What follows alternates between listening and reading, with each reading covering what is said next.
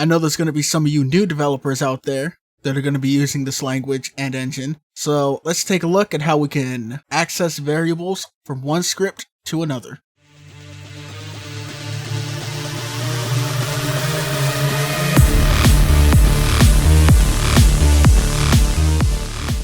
Alright, to jump on in here, we just got two control nodes. One of them is just called control, and that's going to hold our script with the variable that we want to access and have passed down to our other script in order to use in whatever way. And our second control here, I just named accessor, and this is the script that we're going to be using to do whatever it is we want to do with the value being passed down to us, or passed to us.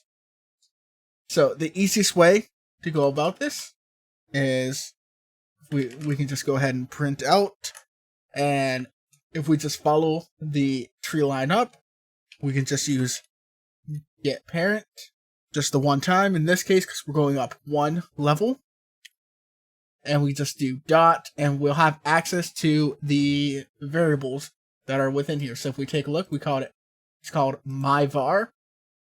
So I can just do get parent dot myvar, and that'll print out whatever it is that variable is. In this case, we're just using a string.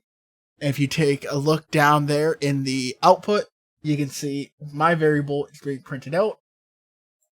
And if we take a look at the script, that is indeed what our myvar is being set to, or what the value of myvar is. So that's one way that we can do it, and the easiest way that we could do it. Now on the flip side, I guess you can say, so I'm just going to comment that out with Control K, and just put a pass in there to avoid the error. On the other end of this, if we had a variable here,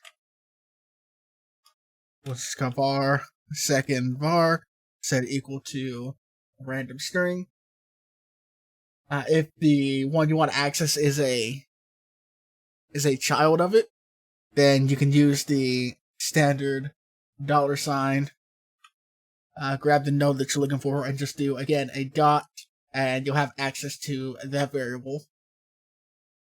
And since the $sign is just a shorthand version of using getNode, you could use getNode to find what you're looking for, and again, have access to that variable. Okay, so that is the first way that we can pass a variable or piece of data from one script over to another. Let's take a look at the second way that we can do this. And the second way we can do this is on our accessor. We're going to have a function, and I'm just going to call it printvar.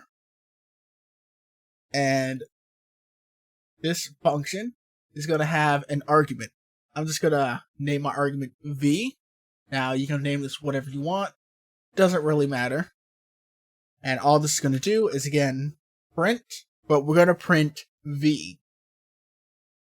So whatever gets passed in to this function's argument is what's going to be printed out.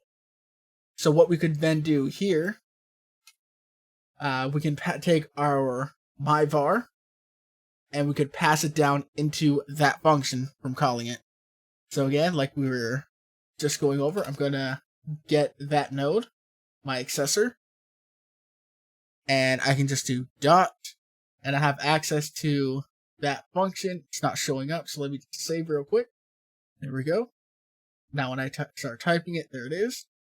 And it's going to ask for a variable or some kind of argument passed in, to which we can pass in the myvar variable that we have. If we go ahead and run that, make sure that's commented out. There we go. So if we go ahead and run that, we're going to see our variable is getting printed out into the output just fine. So it's getting passed in over to the function over here on our accessor. So that's the second way that we can pass data in from one script to another. And the third way that I want to cover here is going to be using signals, custom signals. So we're going to go in here, we're going to create a signal. Now, if you have not used signals before, then you'll notice if you come over, you select a node in the tree over there. And if you go to the far right where the inspector is, if you click on node, you can see all the different signals that that specific node can send out based off of whatever situations, of course, that signal requires in order to be emitted. So what we can do is we can actually create a custom one. So for example, we can say, call it send var. And if we were to save that and take a look, we can see we have it here. Let me just go ahead and disconnect that real quick. But we can see we have that signal here. Now, that's all fine. And it'll work. But what if we want to pass in an argument? Now, we could pass one in and make it optional. In this case, we don't have to send anything with it. So if we were to do it this way, we just do emit signal. And then we just go ahead and select our signal here in the form of a string.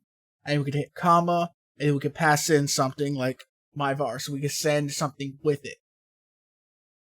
Now, the problem with this is if we were to connect this, so we click on our control, and you can do this through code, but again, the easiest way to do this is to just select this here in our tab. I'm going to attach this to our accessor, connect it.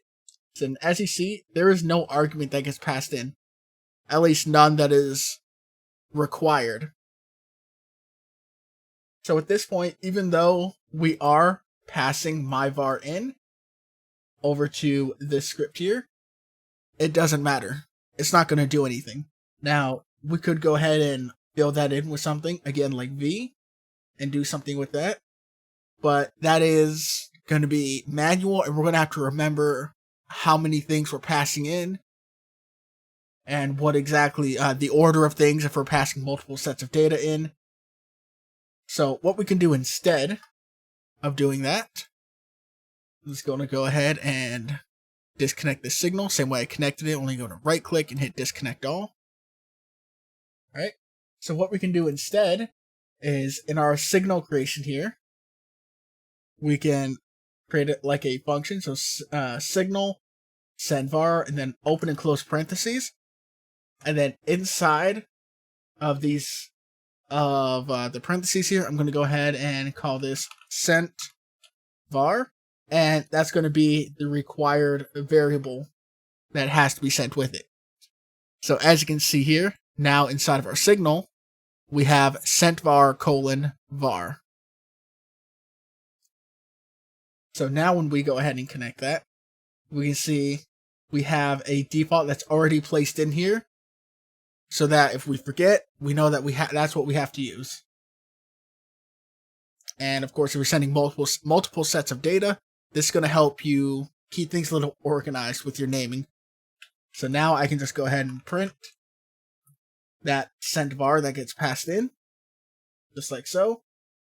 And since we're emitting this in our ready function, this is going to be emitted immediately. We're passing in our my var, and over in our accessor where the signal is connected, my var is being passed in and filled in as sent var here. So if we go ahead and play this, we can see again in our output, our variable is getting passed in and we're printing it out, and we are now free to do whatever it is we want to do with that. Now, I do want to note that if we are using this where we do have a mandatory argument being passed in, and if we were to just go like this and just emit the signal, and we try and run it, you see we now get an error here, which is letting us know that we're emitting a signal and there's an error with it, because the argument or the function that's attached to this signal inside of our accessor is or needs something to be passed to it. So we're having this errored out because nothing is being filled in with that information. So do remember that if you do want something passed in every single time that you do that, otherwise you can kind of take it case by case, I suppose. But you should keep things consistent, or try to. But there you go. If you're new to using this language, there are a couple ways there that you can pass a variable or a piece of data from one script over to another. How you want to go about it is completely up to you, and how you want to go about your project. Alright, if you have any questions, comments, or something that you want to see in the next video, or you have any problems, go ahead and leave a comment down below, and I'll be sure to help you out as soon as I can.